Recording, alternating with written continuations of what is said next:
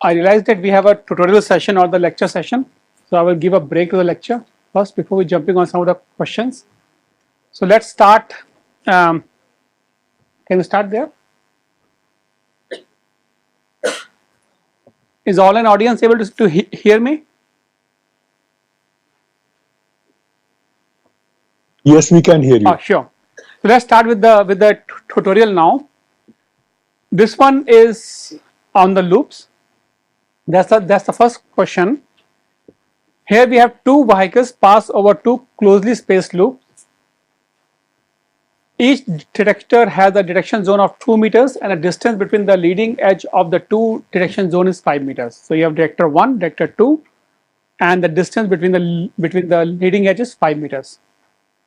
The time on and the time off, the on time and the off time for each vehicle and each detector in 1/30th of a second is shown in the table below. So first vehicle A, vehicle 1, vehicle 2, detector A, detector B, the time on and time off. So basically the pulse information in 1/30th of a second. Estimate the length of the vehicle and estimate the speed of the vehicle and the length of the vehicle and also the density on the motorway section.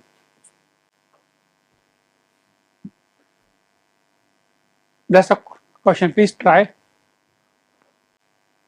I mean, you don't have to solve the whole question. Just think of the way to solve it, right? Let's first focus on how will you solve it.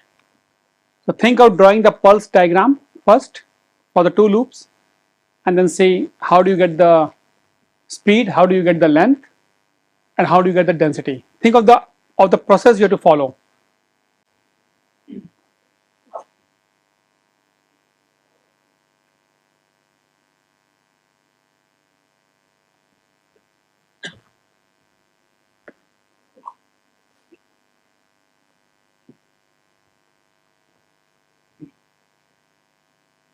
And if you need any help, please ask me if you think that you need some help to start, please ask me that.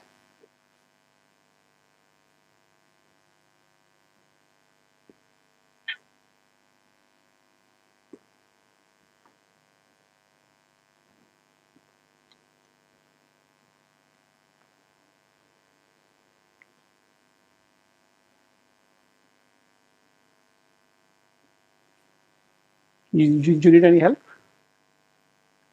No? Thinking? Okay, good.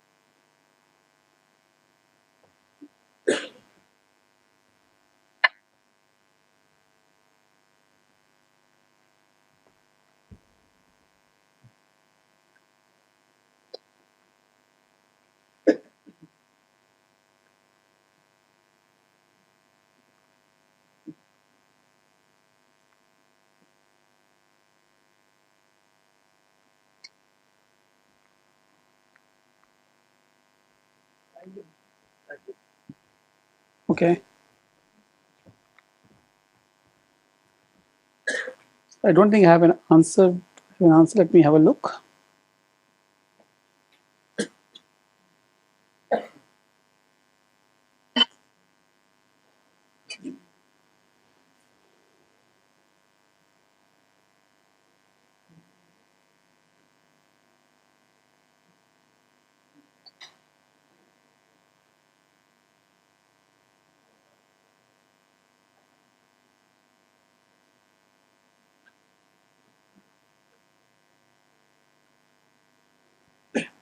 So that question was similar to what I explained it here.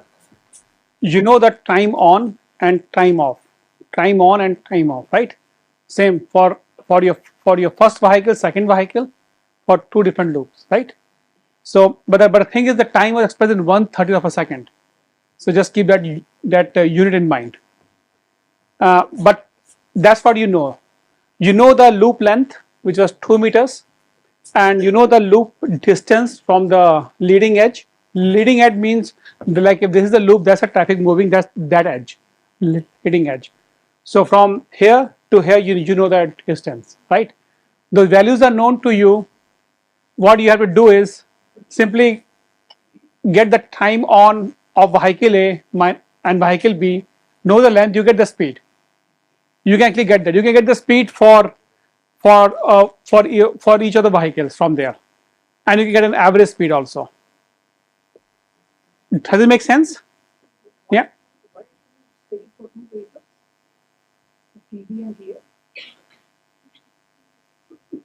TB, no, so you will get a speed for first vehicle based on the time it has entered loop A and time so in as a, like for example this one, this is the first vehicle, that's the first vehicle.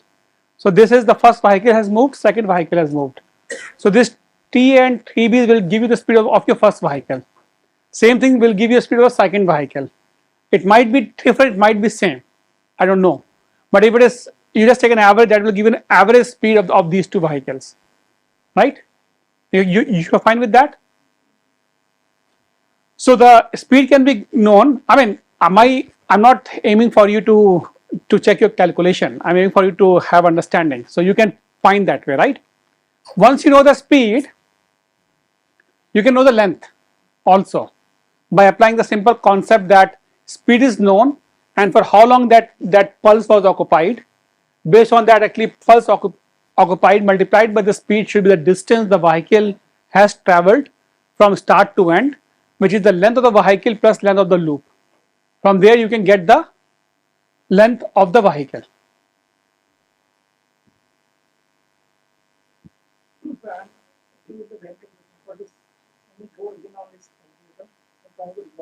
Which one? So the loop one. So it was like this, the pulse, let's say this is a loop A, loop B. First vehicle has just entered, that is the time the first vehicle, and let's say this is the time axis. So the first vehicle has entered, let's say at 7 o'clock in the morning, right? And it was, just say it was there only for 0.3 seconds. So this is 0.3 is the pulse length. Vehicle has left after 0.3 seconds. Second vehicle entered, but the same vehicle entered B after a certain time and has left, right? So these are the two pulses you are getting. Just in case the vehicle was very long, then it can happen that the vehicle is still on loop 1, has entered the loop B. Then this pulse would have been very longer. The second pulse would have anyway started. So there are two independent pulses, that's why I'm showing to you. Loop A and loop B. Yeah. But what you need to know is the time it has entered at the first and the time it has entered the second. That is the time it took for the front bumper of the vehicle to move from leading edge of A to the leading edge of B. And the length you know, the time you know, the speed you know. Yeah. Similarly, for A, you know how long that loop was occupied. So when the vehicle, if this is the vehicle entering my loop, the pulse has started and the pulse is going to end only when the vehicle has left. So the vehicle has, if you look at the front bumper of the vehicle has traveled a distance all the way from here until there. So length of the loop plus length of the vehicle is the distance traveled in that much time. Because you know the speed, you know the distance, so you know the time, you know the distance, and that distance is length of the loop and the length of the vehicle. And from there, if you subtract your length of the loop, you get the length of the vehicle. Yeah, you can do that, right? The next one I asked you was, what is the density? Think of how to get the density from there. An estimate of the density. Loop is giving you an estimate. How will you get the density from there? An estimate.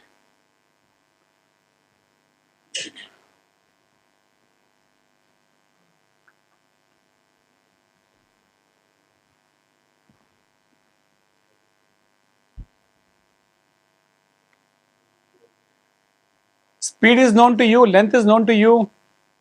How do I get that density?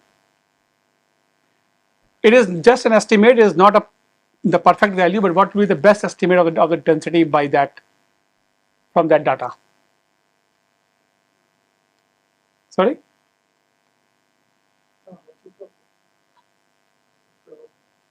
Flow. Okay, how do you get the flow?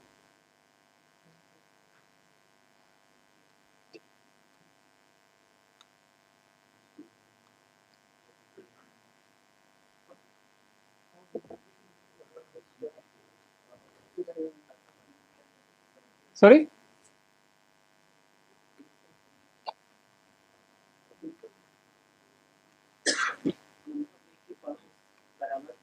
Yes. Yeah. So you know the first vehicle, the second vehicle, you know the headway, right? This time gap is the headway. Yes or no? Right? You know the headway. Let's assume that it's an average headway, making an assumption. Inverse of the average headway is your flow. So you know your flow, you know your speed, you know the density. That is not a perfect estimation of density. That is not at all an acceptable value for two vehicles. But imagine if I have multiple vehicles like this, you can get a flow from there, you can get the speed and you get the density. Yeah? That was the first question. I'm not interested in the exact value because those are simple your calculation, right? That is something is what I'm aiming for. Let's go to the second question. For a device ID 4 and area ID these 10262 to 1057, estimate the entrance to entrance travel time and exit to exit travel time. That's the database given to you.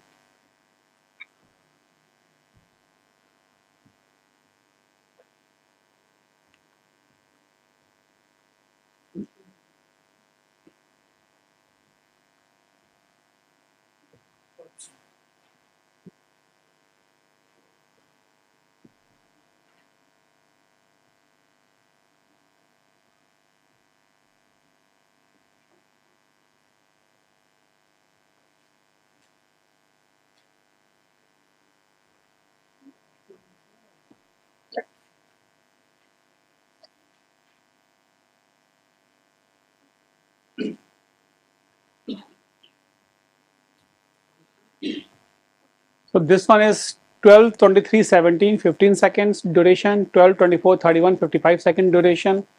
Third one is 12, 26, 15, 16-second duration. Okay, maybe. So between 1026 and 1057, it should be the difference of these two times, entrance to entrance. So 24, 31 minus 23, 17, whatever you get, like you are getting how much? 31 and 17. So 1 minute and certain seconds, right? That's the duration. Yeah. And you can convert that into seconds. You can get that, right? Exit to exit, what will you do?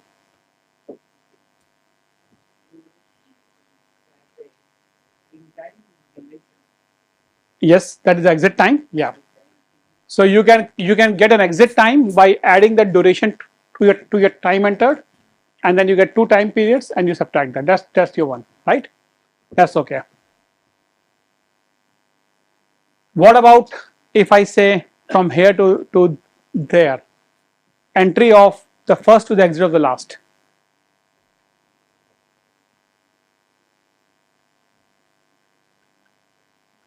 Entry of the first and exit of the last. It will be, the last one is 1030. So you look at this, add your exit time will be this plus duration minus the entry time, right? So you have to look at what section you are interested in and do the calculation accordingly. Now, the distance between the two detectors 10262 and 10157 is 900 meters. And the distance between the two detectors 1057 and 1030 is 1 kilometer. Assuming the scanner is having a zone of 100 meter in radius. So when you say the distance between them, this is the distance that you get from the scanner locations, right? They are 900 meters apart, they are 1 kilometer apart, scan zone of 100 meter. What is the average speed of a device ID 4 from the entrance of this to the exit of that? Same thing, entrance of this to the exit of that. You are asked the average speed, right? So the way to get the average speed in this case, what will you do? You know the travel time, you have to find the distance and you get the average speed from there, right? In the previous case, you have estimated the travel time, but if you want to estimate the average speed, normally what will be given to you is the location of the loop. So the location of this where the scanner is. You have to add the radius also or subtract the radius also to get the actual distance.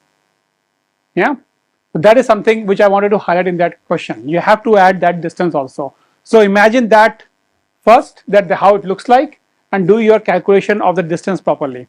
So in this case, if distance between the first two is 900 meters, from here to there is 900, and the radius is 100, then I have to add 100 meters on this to go from here to there. And then the other one is one kilometer, from here to here is 1 kilometer, to add additional 100. So it is 1900 plus 200 is 2100 is the distance. Then only you can get the estimate of the speed. Yeah. Now this is for one vehicle. If I give you multiple vehicles and I can get me the space mean speed, then apply the concept of total distance traveled over total time taken. Sum up all the travel time, sum up all the distance. All the distance will be the number of vehicles multiplied by the length of the road.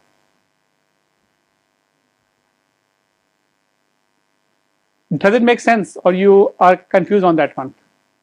So basically, when you're doing this, like when I give you the data set for a large one, you write the code to do that process, right?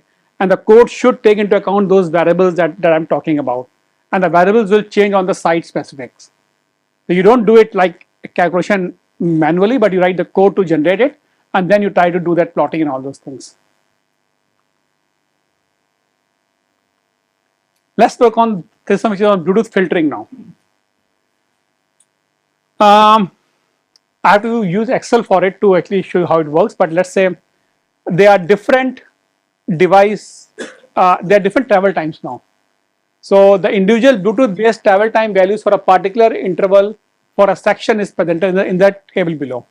Assume the section was 1 kilometer long and your individual travel time. So for this time the travel time was 53 seconds. The second time the travel time was 168, 154 and so on. So if I plot my time versus travel time, that's the plot I am getting. Yeah. So on this data set, you have to apply the MAT filter with the factor is equal to 2 and remove the noise first. Well, obviously in this case visually you can figure out what can be the potential noise, right? But you have to write the code to generate that, right? So I have my data set, travel time, plots as you can see here, and you have to apply the MAT filter on this one.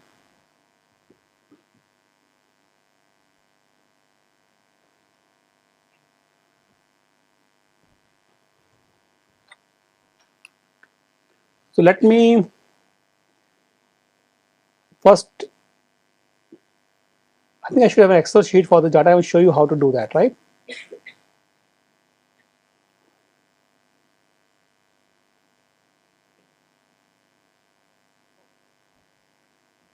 So the MAT filter was something like this. If within a time window, I know my travel time points, I find the median of that data first. Then I find how much individual data points is deviating from the median, take an absolute value and take a median of that. That is called as MAD, median of the absolute deviation from the median, MAD value. And then you multiply that with, let's say, 1.48. That becomes your sigma value. You bring the sigma here and you get your lower bound value, which is the median minus sigma times f. Upper bound value is median plus sigma times f. So you get the lower and upper bound value. Anything outside these bounds is your noise. Yeah. So let's try to, I'll just try to solve that on an Excel.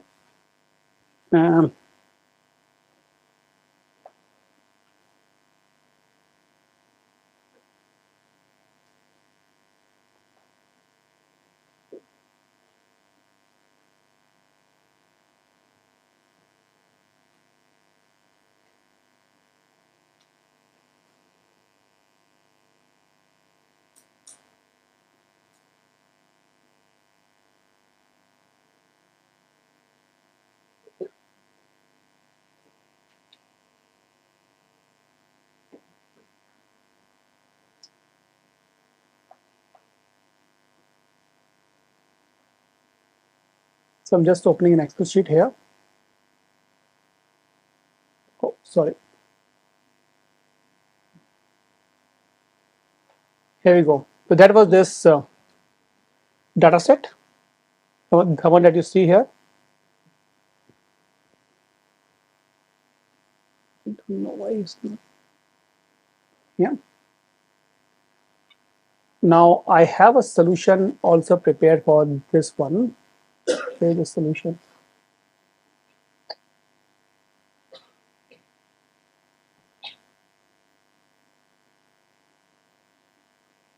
That's how it is. So first thing what you do here is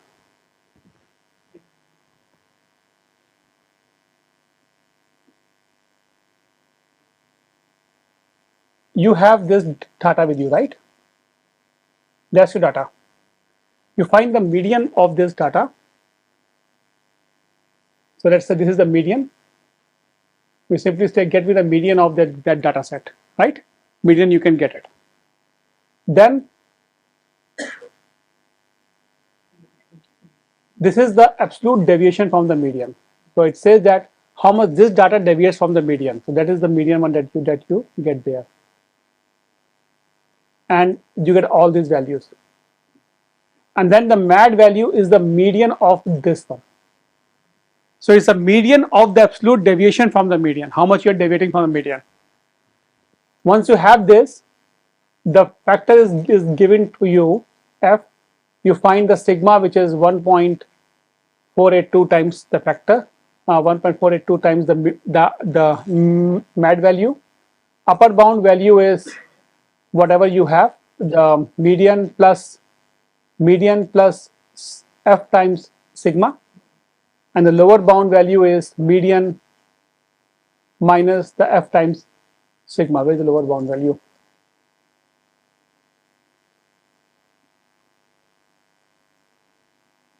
Yeah.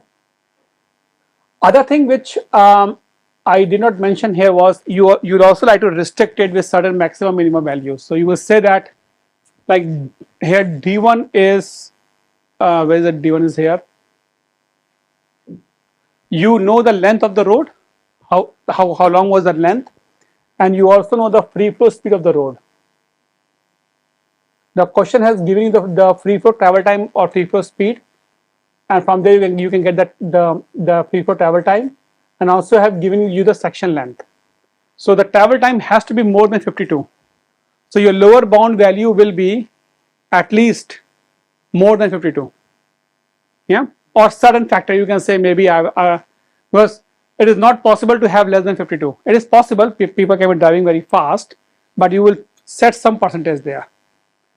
When you're writing your code to generate this, you can add some intelligence into it, right?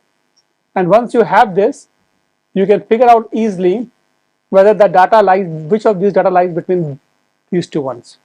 Yeah.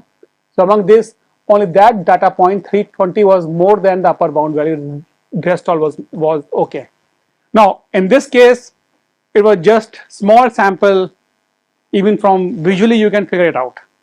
But in practice, you're going to write a code to generate this, and you will figure out what should be your width of your analysis period. So when we did our coding for this filtering, we did a dynamic width of the section. So we say, okay, I'm going to have a 5 minutes window, figure out my noise points. I'm going to shift it by 1 minute, again have a 5 minutes window, and remove my noise point and so on. So we tried multiple ways of applying the filters.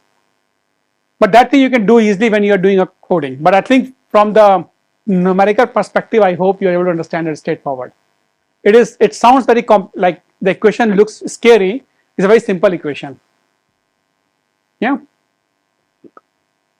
That was that question on Bluetooth.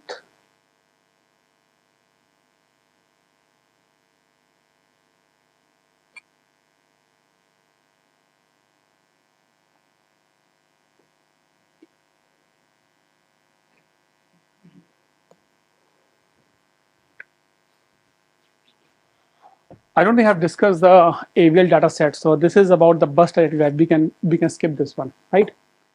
uh, before we move like that, these were the questions I had for the Bluetooth and loop. Do you have questions for me? Otherwise, I will jump back to the lecture. Sorry if it is okay with you. I know it's a tiring. You want to end early, we can end early also, but I can jump back to the lecture if you don't have much to ask. So please ask me any question from now, from whatever we have discussed over the last 2 days.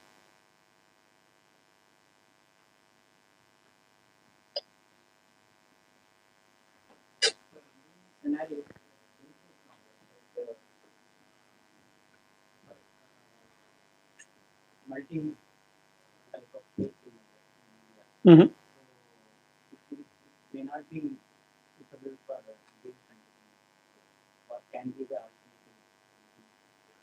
That's what I was saying. I personally think that the Wi-Fi will be a very good solution for Indian condition to get the mobility of the people.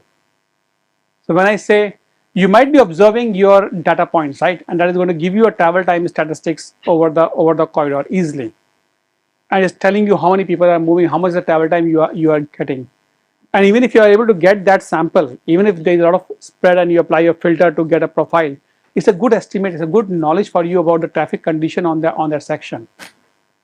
It is much better than having no information. It's a very cheap solution to actually apply to get that in.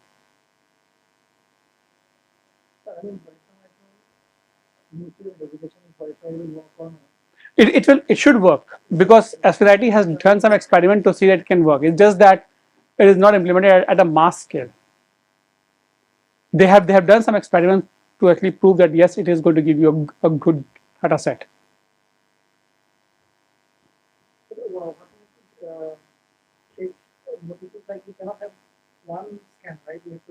Multiple scanners. Yeah, but if the scanners are cheap, you install it over the entire city. I think it is like you can install it along the entire, at least a small area of the network. Yes, one scanner has no value. I mean, one scanner won't tell you much. You need to install it over the entire corridor. So you might think of a smart corridor that you want to control. On that smart corridor, you put the scanners.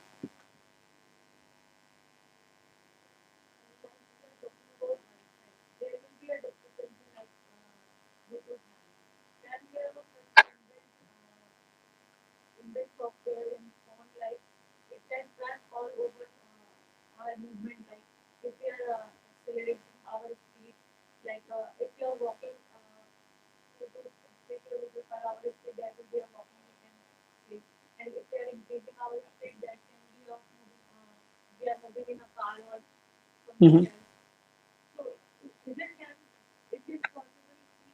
Mm-hmm.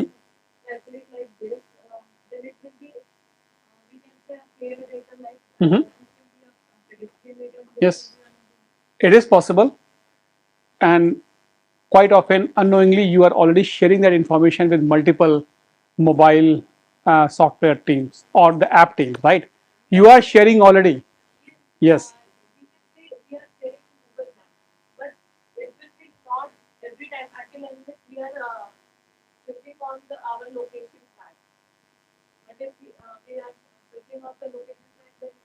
Then you won't get it. Yes.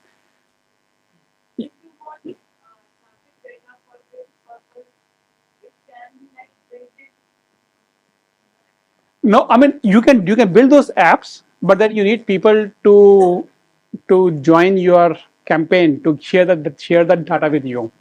And those apps, when you're going to get the location, are going to drain the battery very fast, and people will not be happy to share that. I know there were a lot of trials done in the beginning when I was doing a PhD at EPFL. Then there was a Nokia center where Nokia was giving the phones to actually do that kind of research. So they were giving to various students to just use that phone, but your entire location was being shared, and then the location every day was transferred to the center where they were trying to do the study whether they can know the mode of the travel by using your actually mobile phones. The biggest challenge there was the battery, was used to drain very fast if you start using that kind of service. But other one is the moment you ask people to do it, everybody has a privacy concern at that moment of time. if you ask them. But we are sharing a lot of information unknowingly with the various, I would say, apps that you're using, who are using your location base. You can get multiple location based information. It need not to be every second. It can be a location information based on where you are moving. For example, when you're close to a shopping center, they can ping out, okay, where you are and all those things. You can get a lot of information there. During the COVID time, actually, government have actually asked us to install one app Yeah. by which you can actually figure out Mhm. the demand of person.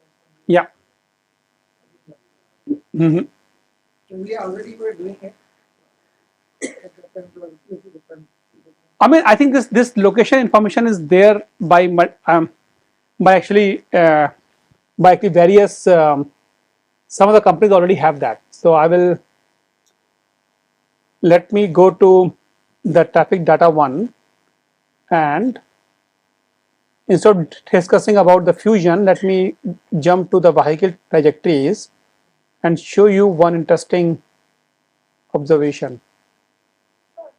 Yep.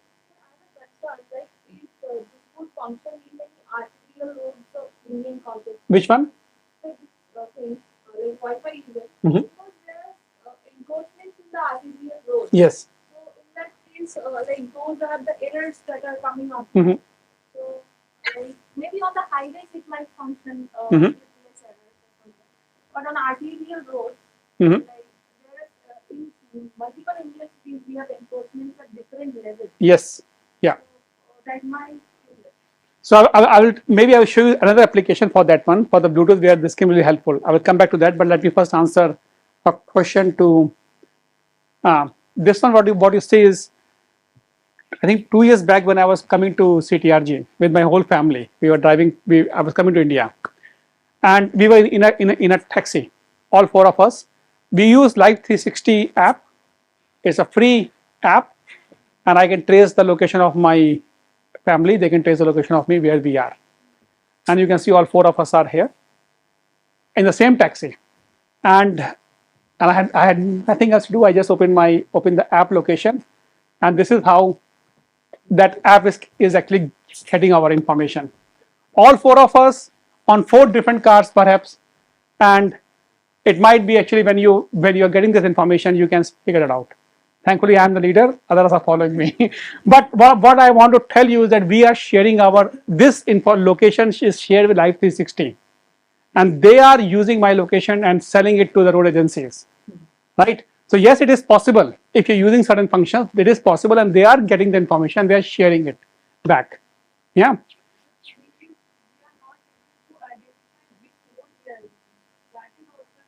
No, that's where you apply the algorithms on it.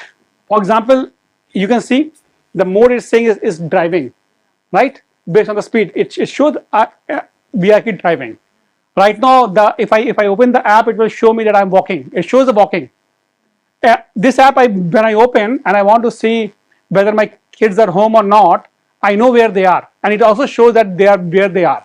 So it tells. So it can figure it out easily based on your speed, based on the road you are, and all those things, right? And I'm quite sure they are quite intelligent. They know that all these four people are from the same household. They know that because of the way we travel. But they also might have known that because we have two people, me and my wife. When I drop my elder daughter, she drops my younger daughter. We leave almost at the same time from the home, go at totally different ones because my elder was in high school and younger one was in primary, let's say, different directions. So if the app is intelligent, they might be thinking they are on two separate vehicles. And if they have done the analysis in the past at the back end, they might say, oh, this guy is always with that one, and that person is always with this one. So they might do some kind of heuristics there. But yes, you are sharing a lot of information already. So this one, the way it works is, let's go on this vehicle one. This is one I wanted to talk about trajectory. Let's discuss about it now. It's on the vehicle telematics data. It's a third-party data source which is out there. The way it works is you have different types of vehicles. And basically based on the type of the vehicle, like all the high-end cars like Tesla, BMW, Audi, they are basically sharing their information is known by the manufacturer easily because of they are giving them the navigation system, sorry, the travel time information, but they also know where they are, and that information is basically is shared, is with the car manufacturer, might be sold to the third party. So we have onboard devices, OEM sensors, which can also know the acceleration, deceleration profiles, and all those things. Smartphones also, sometimes the smartphone apps you are using, and this goes into the cloud, and later on it goes to the aggregators, from where it goes to the end users. So what I wanted to tell you here is, you have different vehicle operators plus different app ones. They are service providers to these guys. There are aggregators who are buying this data set from them. There are a number of companies like Bezo in US, Compass IoT in Australia, number of companies who are buying the data from these ones. It's a totally new market that they do. Then they sell this data to the different road users, and one of them is our road agencies. Road agencies are buying the data from them to have better understanding of what's happening over the network, and their data is actually very valuable. For example, this is the data for the entire city of Brisbane here. The trajectory is the data that we got from the third party. Very useful data set. It tells you how the vehicles are moving over the network. So yes, there are companies who are buying it from the car manufacturers, from the third party, aggregating them. We call them aggregators, and then they are selling it to the end users, and most of the end users are basically your road authorities. So what you have said, yes, it is possible. You can see we can easily trace how. So I mean, here what I have done is I have expanded the view of the visualization, where you can see the tail of the vehicle, not just one dot point, and you can see which routes they are taking, how they are taking, how long they are, and all those things. Now these are from actually one of the aggregators in actually Australia. We use this data set for a lot of our research. Route choice modeling, very important data for that. Also, because you know the acceleration values for some of them, you can figure out where are the hotspots for the safety based on the way they are driving. And this is for 24/7 for the last couple of years. You have that data. Their penetration rate is increasing day by day. So it means that their sample is getting better day by day.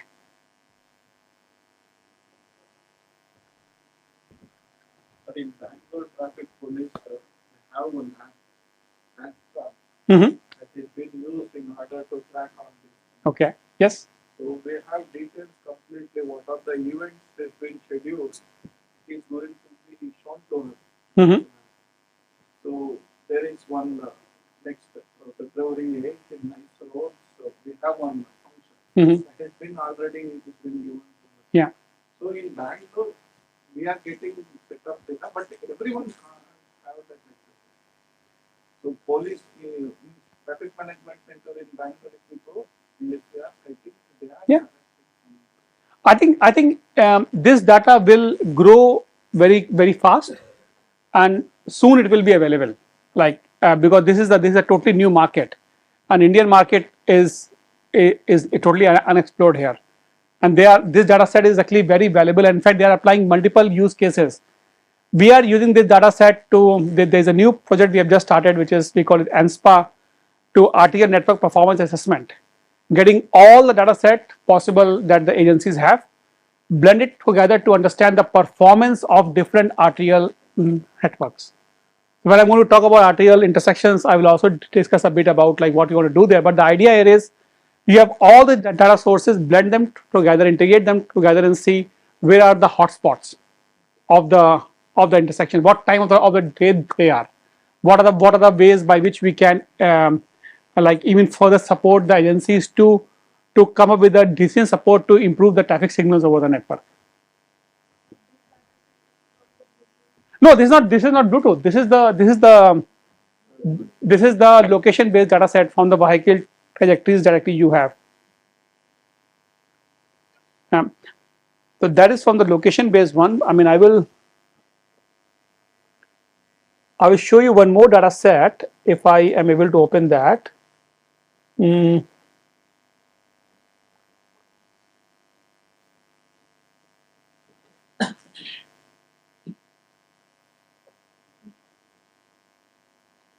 It was in.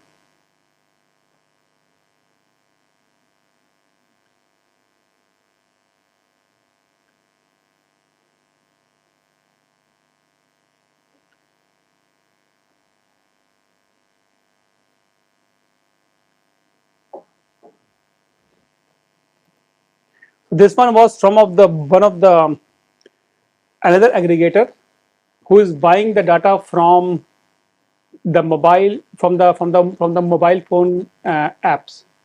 So you might be using any XYZ app where you have shared your location, and that data is these guys are buying, and they use it for a number of applications. Generally, they use it to understand how the mobility is happening over the entire city. And because it is, let's say, even my app, for instance, if I have turned on my location and now I'm in India, it knows that I moved from Australia to India, and these are the places where actually I moved. So it knows the origin of that person also. It's a very detailed one, and they actually try to actually analyze the. I mean, they are doing some analysis for the tourism department to understand how people really move, where did they go for shopping, and from which countries they are coming from, what areas they are coming from, what time of the year they are coming from. So they have some actually put it on that space, and we have been discussing with them how we can use that data set for traffic modeling applications. Like if you want to, I'm not able to open my Teams. I don't know why. If you want to basically do the agent-based modeling. So agent-based, I don't know how many of you are aware of agent-based modeling. So when you do the traffic modeling, there are different levels. One is like, you can think of each and every person as an agent, and you try to give a entire trip for that agent. Okay, this person is going to start from home at 8 o'clock in the morning, might go and drop the kid at this location, then can go to his office and come back and all those things. So the entire journey of the agent is specified, and you try to simulate that over the entire city. So that is quite challenging modeling because you are now going to the level of individual person to do that simulation. And MatSim is one of the simulation tools to do that. But the important thing for that kind of modeling is you have to generate the synthetic population. That you need to come with a schedule of those things. But that is not possible. It's not very easy to get that. So the way you define the schedule is you do surveys, and from the household travel survey, you try to define the schedule. But if you have this detailed information, that can help you to define the schedule easily and can help you to do the agent-based modeling. But that can also be used for acute traffic conditions. My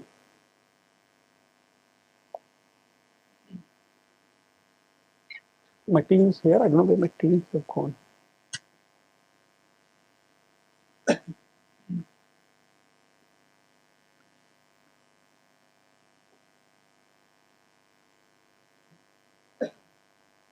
Anyways, I will open it later on. Somehow my Teams is not opening right now. This is not Teams. Meanwhile, you can ask me other questions.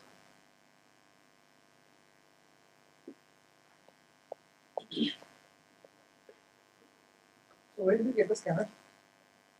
Where do I get the scanners? I mean, they were installed by the city council. There's a company called as there's a new company called as I think Ad Inside. That they have now installed the scanners over the whole network. But yeah, there are a number of companies.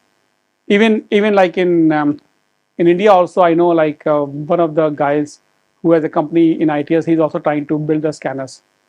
Yeah. So you asked a question like whether that trajectory was on the Bluetooth. I would like to discuss one more thing. What one more thing you can get from the Bluetooth, and the importance of Bluetooth over the entire city. This is a city of Brisbane. All the dots that you see here are the Bluetooth MAC scanner locations, and because you know the MAC ID of a person, you can trace the movement as the person is moving. Yeah. So you can even get that trajectory of the person in the morning and the trajectory of the person in the afternoon. There is a guy who starts 6:40 a.m. in the morning, goes to that location, and by 2:30 he tries to come back. Maybe the person is a school teacher or someone else where the school finishes, or maybe the person went there to drop the kid in the morning, work there, evening that they pick the kid up and they come back. Whatever it is, right? But you can trace the movement. So you can also get at trajectories from the Bluetooth dataset. So that's another important point of the Bluetooth or Wi-Fi. If you have a system equipped with the Bluetooth and Wi-Fi, in addition to travel time, you can also figure out where they are going and which route they are taking. Yes, you will not be observing them at all the intersections. As you can see, this is a very interesting example. Something might have happened on this portion of the network. We didn't make any observation on that day. It was just a random selected date for the sake of presentation. So you have to build some algorithms to figure out how do I identify the actual route taken by that device.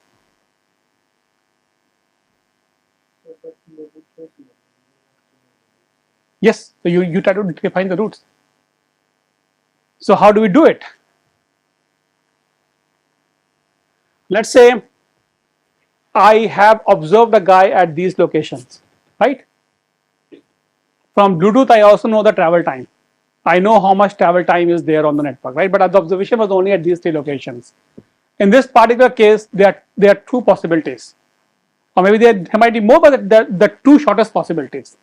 So at least some portion of the route is known to you. The unknown portion you have to fill, and you can fill that by applying some modeling on it, some heuristics on it. It's not that you cannot fill that. Given that you have the travel time, you know how long it takes to go from here to there, how long it might take to take this route compared to that route, what is the time of day, etc. Right? You can apply some modeling on it, which we have done long time ago. The paper is already published. I'm not discussing that approach, but you can do that. So you can come up with the model straightforward. Shortest path is one of them. Shortest path matched with the time when the vehicle was here and the time when the vehicle was there. So the one having the closest travel time. Let's say the vehicle, it took him maybe 10 minutes to go from here to there. If the shortest path is, figure out, okay, which of these, what is the likelihood is that the guy might have taken this path compared to that path. So you can come up with that simply logistic model to do some kind of analysis and come up with those paths. Yeah. Similarly, if you go back to the previous example, this one, what happened? This example, you have a data set for the whole year with you, or maybe for the whole multiple days with you, even for the same day with you. You have to make a cut. I said that this is one trip, that's another, sorry, that's the another trip, whatever it was. So there are 2 separate trips of the vehicle. So you have to make a cut between these 2 trips. How do you make a cut? You apply heuristics. If the time gap between the next journey and the first journey is more than certain threshold, it's a new trip. Simple threshold you can apply. Similarly, if the distance and observed distance and the corresponding speed is actually much lower, like say maybe the next journey you started observing it from here, yeah, and if the speed required to go from here is much lower and the distance is much larger, you can make a cut. So you have to make some cuts. You do that, we call them as a trip chaining. You first identify the whole sequence, then apply some heuristics to make a cut where you will do the cuts, and that's how you would differentiate them. Now this is for the whole Brisbane network: morning business hours, off-peak period, evening hours. You know a lot about what's happening in the city. Here I am only showing the origin and destination, so you know from which origin to which destination that device is moving. So in addition to travel time, Bluetooth can give you very valuable information about certain mobility over the network under some assumptions. What can be those assumptions or limitations?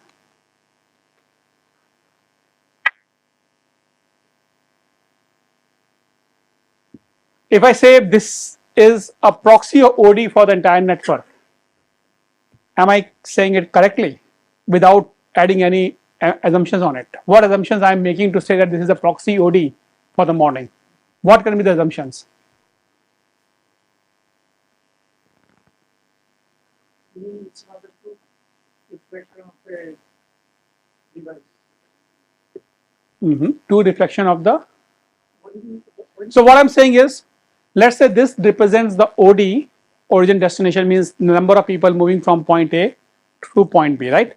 It tells, if I define this in terms of different zones and try to come up with a matrix saying from zone 1 to zone 2 how many people are going, zone 1 to zone 3 how many of them are going, come up with a matrix, and based on the Bluetooth counts I will have an origin destination matrix, number of people going from one origin to one destination, or so on. I will get an OD matrix from Bluetooth. Under what assumption? That's okay. Let's say we are sure. Yes. Let's say each Bluetooth is exactly one person.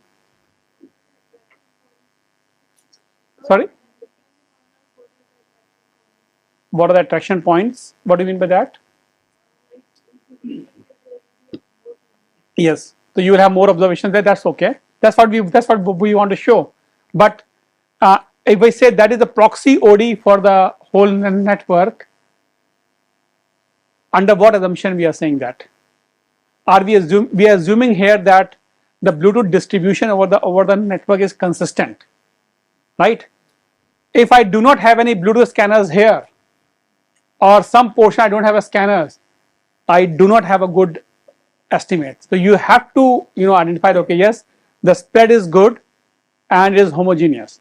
Yes, it can happen that it might not be, but then you have to acknowledge that limitation and say that my estimate is subject to these kind of limitations. So this one is an easy problem to solve actually. It's not a hard problem to solve. The hard problem is this one, the Brisbane CBD, where see the CBDs are the links are very small, 300 meters, 200 meters, right? Somebody asked the question that is very small. Scanner have a scan zone of 100 meters, as you can see here.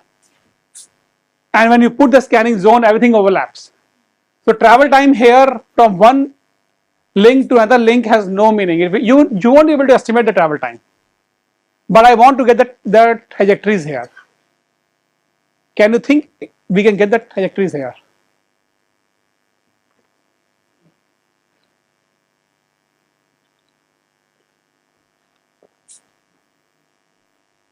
So we can skip. Skip? Okay. We can skip some, but see the way that traffic works is like this. If you just join all the zones, this is how it looks like, right? Think of a vehicle. This is a car. That's the car. It's going to take some route. So, but it is over different scan zones, right? It is different scanners might be scanning it because it is, although at this point the guy didn't pass on from that intersection, but that has picked up. So you have, it's a totally complex, total mess. Can you get the trajectories here? Wherever that can be, but your durations are not going to show that much variation. But that's actually a very good point you have raised. Wherever you have more duration might have more likelihood.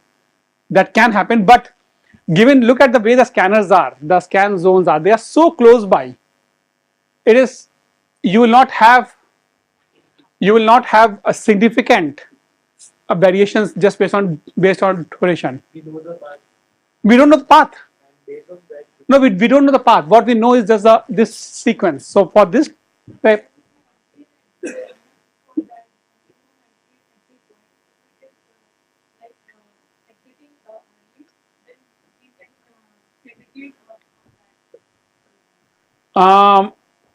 see what you're getting is this sequence S1, S2, S3, S1, S6, S4, S8, S9, S10. The actual was S1, S2, S4, S5, S9, S10, right? So your sequence observation based on the time when it was observed, right? This is what you are getting. Yes, there will be a duration. S1 has some duration, S2 has some duration, and so on. There will be some duration, but if you look at the order in which you observed, you might have some other order, which is total zigzag manner. So how do you get that trajectories? Yes, you will apply that concept of duration. Maybe the one having the less duration is a less likelihood compared to the other one. But given the network is so small, their links are so close by, the variations will, you will not have a significant outlier there to say that okay, this is the one which is totally outlier. So how can you solve this? Can we solve this? The first question, can we really solve this one?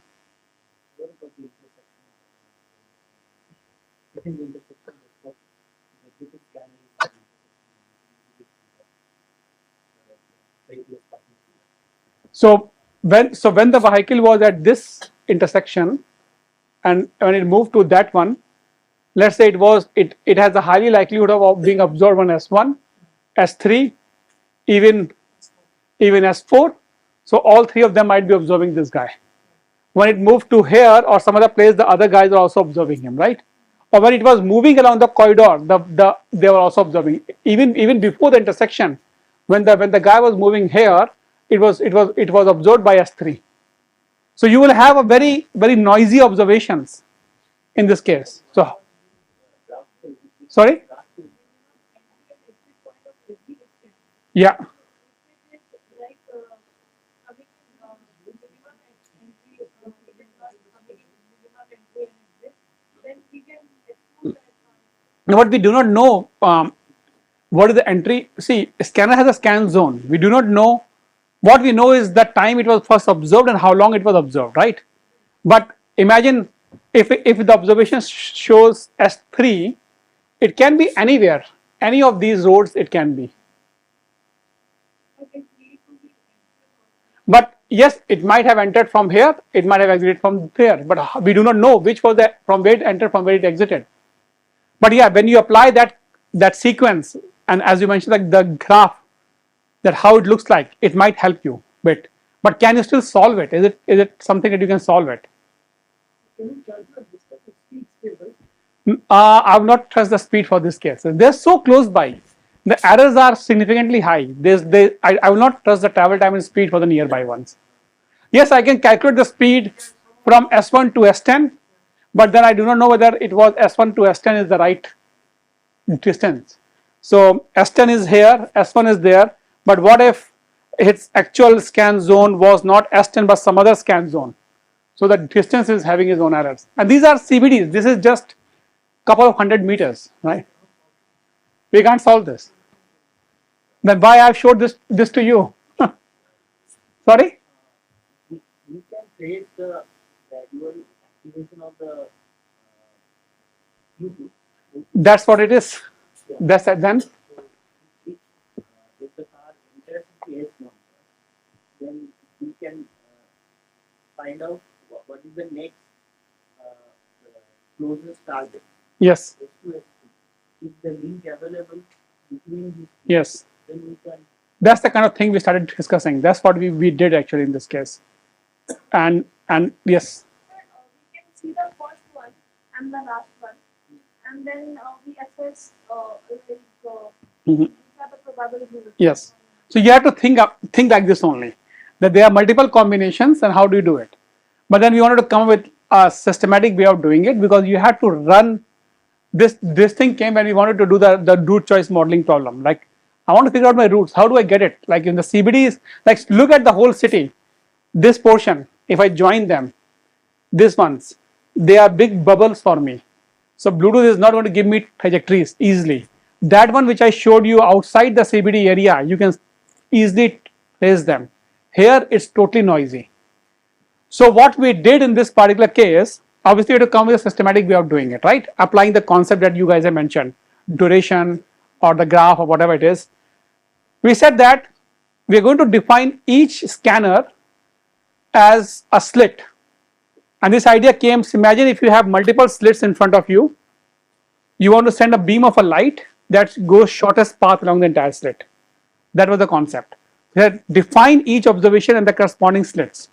Slit is, let's say your primary node, let's say slit for S1 is the primary node. Then you have a central node, so it's a list of arrays. Central node, so central node is the one which is the second sublist, is the slit. It consists of nodes for which the primary node lies within the scanning zone. So for the scanning zone S1, S5 lies within the scanning zone. Okay, so it means that if I observe something at S1, it can also be on S5. So that is the central node. The third one is a peripheral node. There is a third sublist in the slit. It consists of nodes which are not central. Their scanning zone overlap with the scanning zone of the primary node, and the overlapping area is the direct is on a direct link connecting the primary node. So there is a non-direction link, but there is directly connecting it. For example, in this particular case, for S1, S4 there is a overlap happening, and there is a direct connection. S7 there is overlap happening, there is a direct connection. We are not talking about the direction, but there is a connection. Overlap happening between S1 and S3, but there is no way there is a direct connection. So we do not consider S3. We define these three as a state one, right? This thing all came like when we have a lot of discussion like this in the team, how to solve the problem. And as you guys have mentioned, we discussed all those things. Then we said, okay, let's try to define this like this. And then, for example, we also defined dummy nodes. So for example, this is my graph of the network. There is one node here, one node there, one node here. Obviously the traffic is going like this, or traffic goes there, and I don't have any scanner here. So for this, I will have Bluetooth scanner with a 0 radius or close to 0 radius, which will have a simply that one as one of the slit, right?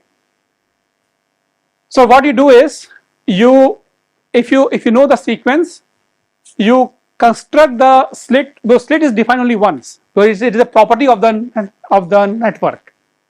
You have your Bluetooth network, you have the corresponding slit network for it.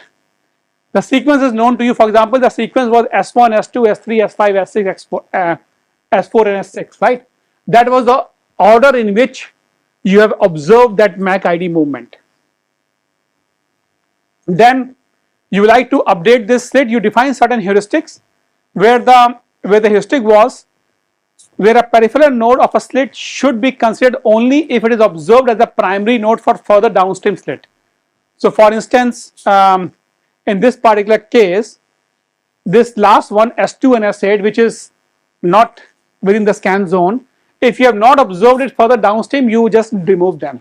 Why we are doing so is, for example, if S2 and S8, whereas this one is S1, S2, S3, S4, S5, then S6. That is the sequence we have observed. Whereas if I go for S1, S2 and S8 are overlapping. But if I have observed S1 here and I have never observed S2 and S8 further down, it is highly likely that I have not used that path. Right? So that's why we remove S8. And that was the peripheral state. That's not a central state. You have this sequence. You just run the shortest path over it. And the shortest path is the one which is going to give you the trajectories. That's what we did in this case. And this was the work done by one of my PhD student, Chintan, who we asked, and his thesis was to focus on the route choice modeling. So he has to generate the routes from the Bluetooth data set, which was okay in the outer suburbs. But the moment we go into a CBD, it's almost impossible. So that led to a new discussion within the group, and that led to a new publication.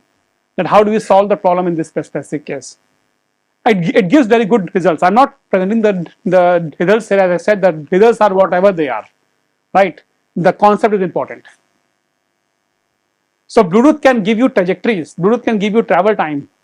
Bluetooth can give you even some estimate of the turning proportion.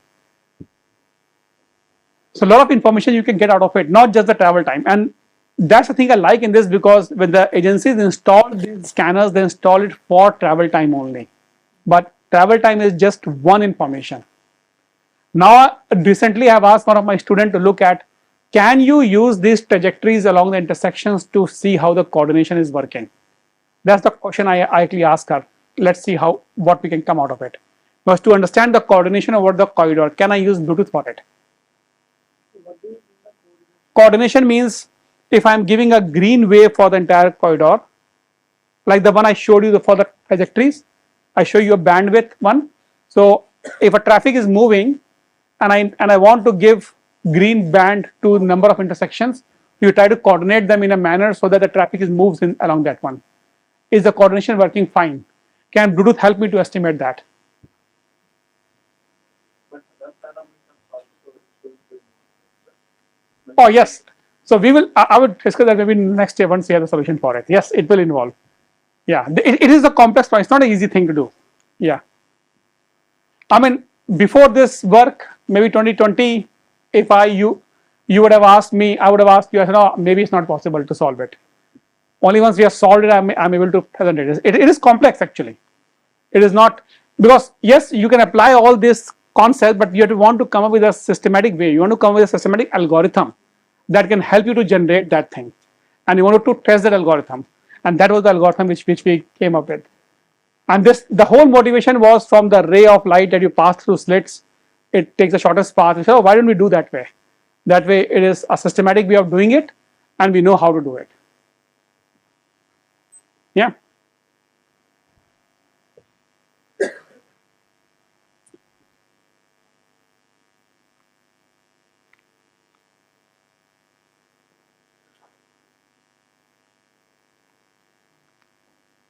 Questions? More? Tired? No?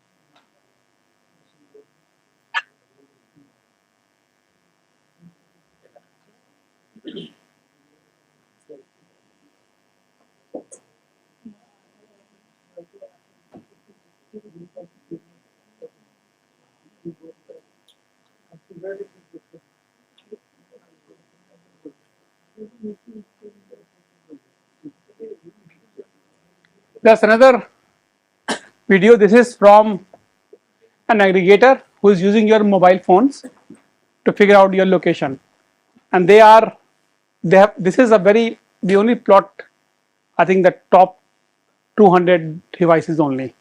It's a very huge database, and you can see they trace over the entire Brisbane city, and it can be quite detailed in terms of how the people are moving. So when they go from one shopping center to another shopping center, or when they go from position A to position B, you can actually get the detailed movement of the person. So when you are using certain apps where your location is, box is ticked, like, a lot of apps are giving you services that if you're close to a one, they can give you some advertisement accordingly. That data set can help to see how you're moving over the network. So yes, we can use a lot, I would say, mobile phones to get a lot of data set, and that's one of the way to go forward if you are able to get it. Other data set that you can use is cell phone, if the cell phone companies are able to share that data with you. But I think it's always challenging. Cell phone companies do not, first of all, they don't want to share it, but I think the other thing is it's too expensive for them to share it, because the primary purpose of identifying the device is for billing purpose. The way it works is, cell phone have their own cell towers, which have certain zone area that they look at. Closer the denser the location, the closer the towers are. So your phone is always trying to communicate with the nearest tower. So the cell phone companies, which they call as a call record data, CDR data set, company know that where the which near to which location or which tower the phone was observed. So from that they know the location of the cell phone. My friend that they provide There is kind of traveling by train. mhm. Two options are there, GPS or No, but that is for the no, that is for the public transport. I'm talking about your personal information. For a personal location, for a personal location, the cell phone company can figure out where the cell phone is. So at this moment of time, even if you open your cell phone or there's an app that can tell you which tower your phone is connected to, and these towers are very close by, near to the city area. They're a bit far away when you go in the remote area. But technically, they can know that within 300 meters of this radius, our cell phone is. So that data is actually quite detailed information, and that can also tell you how our cell phone is moving over the network.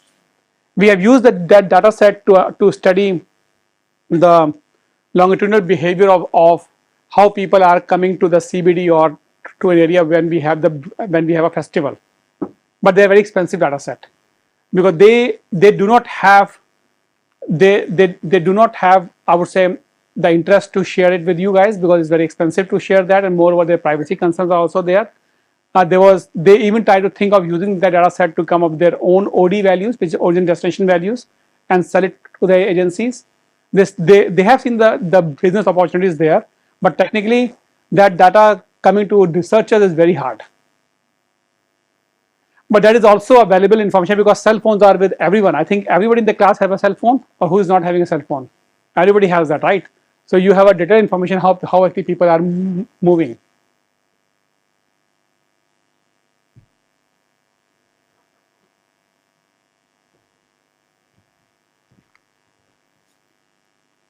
Any question from the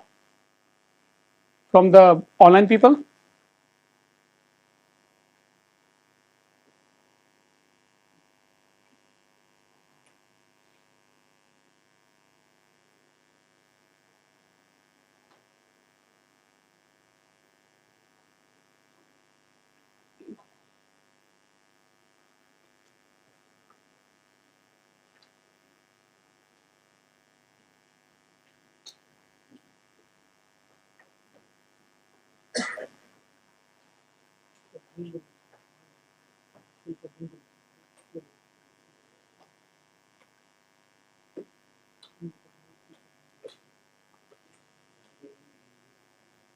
Let me show you another example where this is from the heterogeneous traffic data.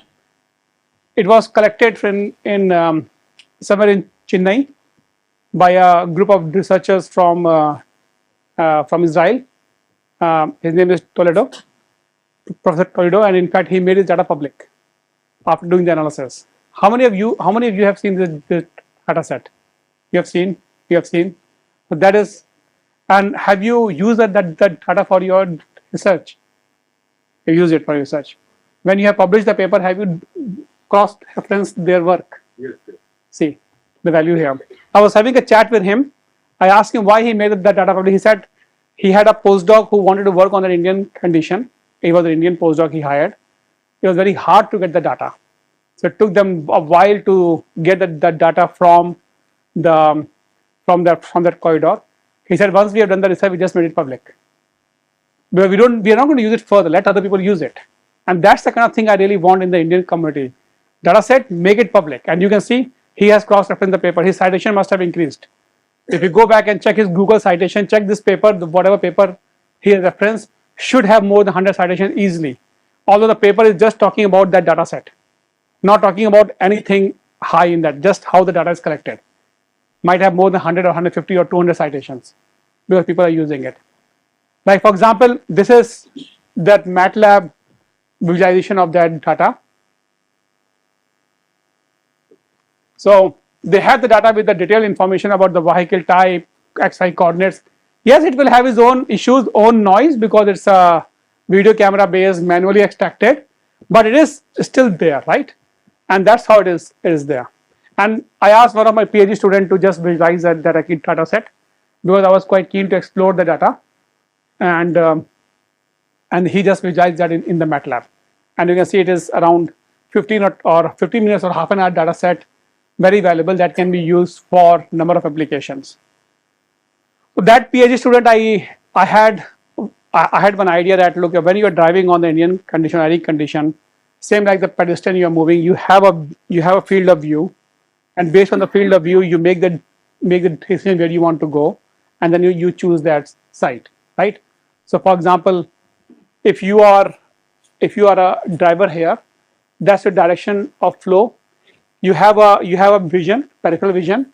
Within that peripheral visions, you might have different scan radiuses, and you try to figure out which direction you want to go based on the utility of that direction. So you can simply apply what you call the utility based theory there, that I have different alternatives in front of me. The one having the highest utility is the one I want to select. So we applied that concept. So step one was do an area selection, figure out which area you want to select, but divide your view into multiple areas, then make the choice of the subject vehicle divided into number of the restricted zones, which we talk about here. These radial zones form the alternatives for the decision, and you try to make a decision which one you're going to select based on the relative speed that you're going to gain in that one, and other attributes. So multiple attributes you can define, and that paper was published. You can actually check that paper. But that was step one. Step two was, once you have defined where to go, move in that direction. So that was a kind of a model we actually built, and we tried to simulate that one. So that is a paper we wrote. But what I want to highlight here is that just using that data set, he managed to get a Part C publication out of it. So Part C, for who guys don't know, is basically the Transportation Research Part C journal, one of the top journals in the field. Well, we just call it Part C. So, sorry?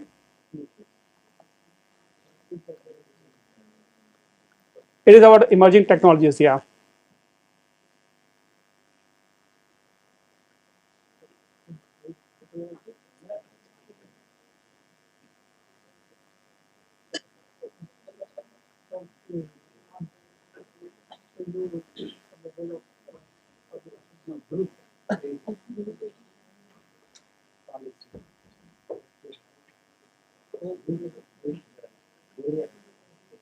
So that was the paper he wrote. I don't know why can't this showing so.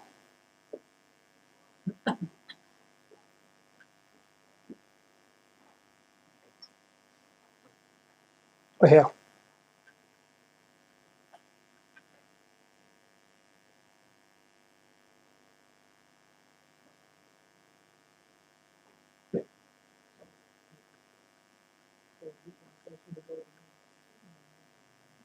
So he tried to explain this approach, the one that you see here. I was showing it to you. Define the different directions, alternatives, then come up with an approach by which you can simulate that. I mean, because different alternatives will have their own attributes, and the one which is most attractive is the one you can go. And I mean, this whole modeling is done, but finally he tried to show how good his model is with respect to the other ones.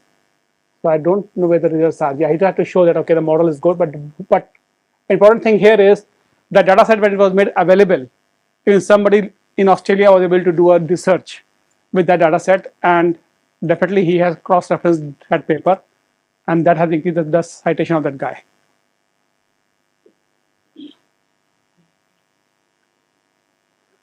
Yeah.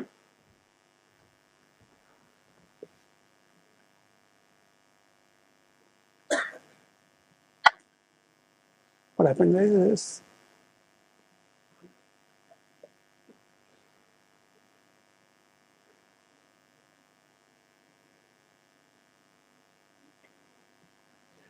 good. Further questions before we close this session? Well, I don't want to go on the data fusion. It will take long. So I want to use the opportunity for you to ask me more questions, and we can discuss like the way we have discussed right now.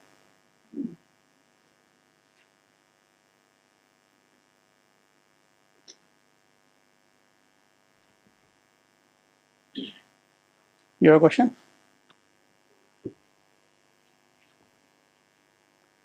No? Then maybe we should finish 10 minutes early. Okay? We'll give you 10 minutes. And then we start tomorrow at 9. 9, right? Yes. And tomorrow is also a long day until 5:30. Yeah.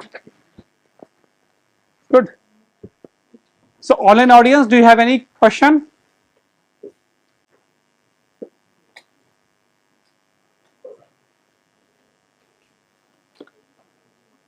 Looks like they have no question.